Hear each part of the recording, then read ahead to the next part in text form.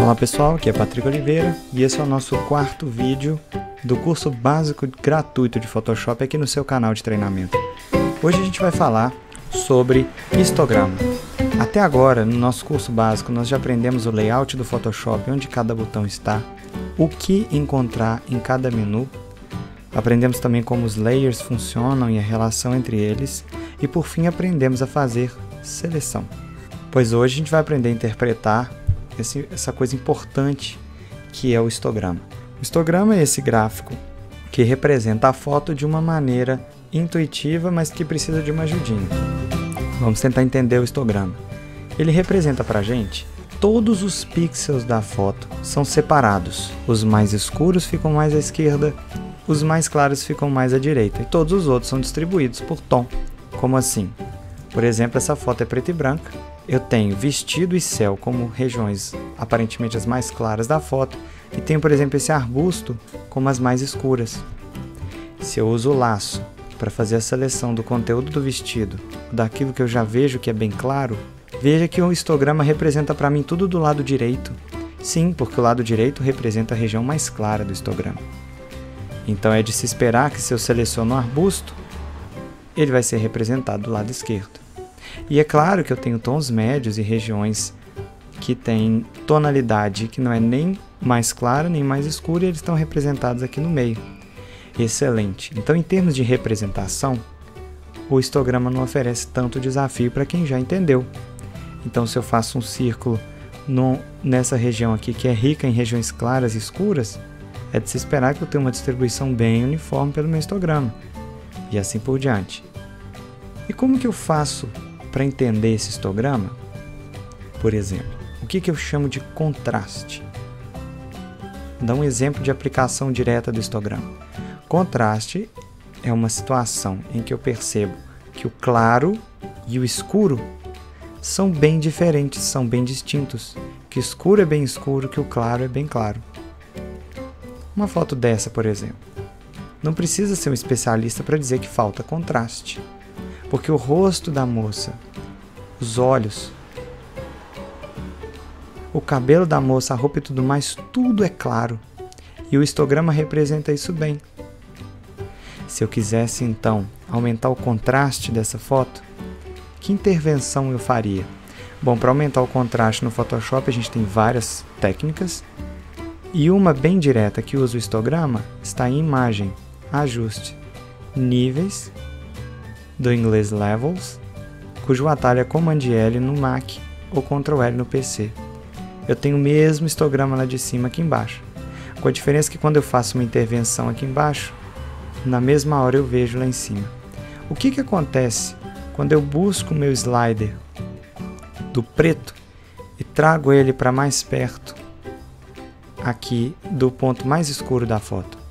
Regiões da minha foto, representadas por essa linha e esse pedacinho aqui, que antes eram bem claras comparadas ao ponto mais claro, agora são escuras. Veja o antes e o depois. Mas qual foi a principal transformação sofrida no histograma? Compare esse histograma de baixo com o histograma de cima, que já contém a alteração que foi feita.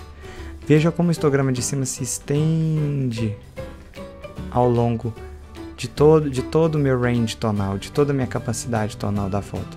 Agora sim, eu tenho contraste, porque eu tenho uma região da foto que é bem escura, eu tenho uma região da foto que é bem clara, e elas são inclusive vizinhas. O exemplo dos cílios com a parte da órbita do olho dela. Outra situação de baixo contraste, fácil de perceber é essa. Tão fácil de perceber, inclusive, quando eu olho que todo o conteúdo da imagem está representado somente nesse trecho. Se eu puxo o meu preto e o meu branco, que são os meus limites de clipagem, olha a diferença que isso promove na minha imagem. Disso eu já sabia.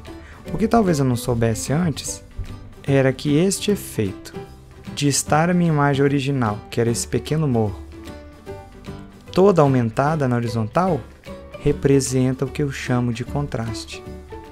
Então, veja que interessante.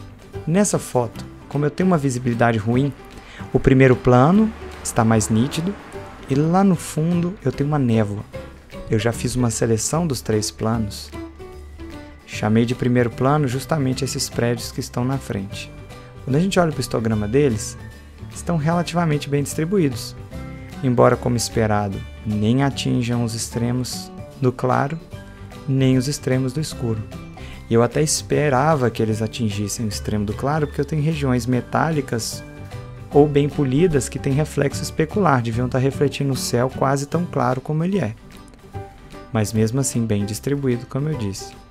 Vamos comparar então com o plano médio, o segundo plano, esse plano intermediário aqui. Repara que ele já ocupa menos as regiões escuras e claras e se limita mais na região central. O que significa? Menos contraste. E por último, o plano mais ao fundo, que é o terceiro plano, este sim completamente sem contraste.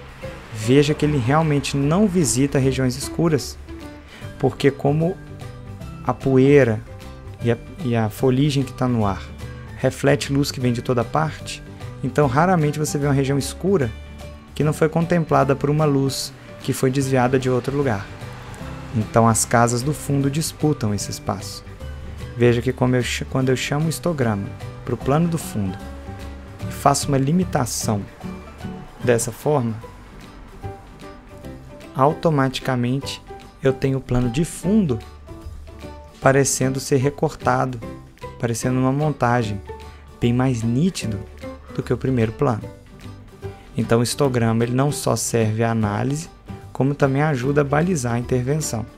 Se você não se inscreveu ainda, inscreva-se no nosso canal, onde serão colocados os vídeos, onde completaremos o curso de Photoshop gratuito e onde novidades, como teasers e tutoriais avançados serão lançados periodicamente. Eu sou Patrick Oliveira e este é seu canal de treinamento.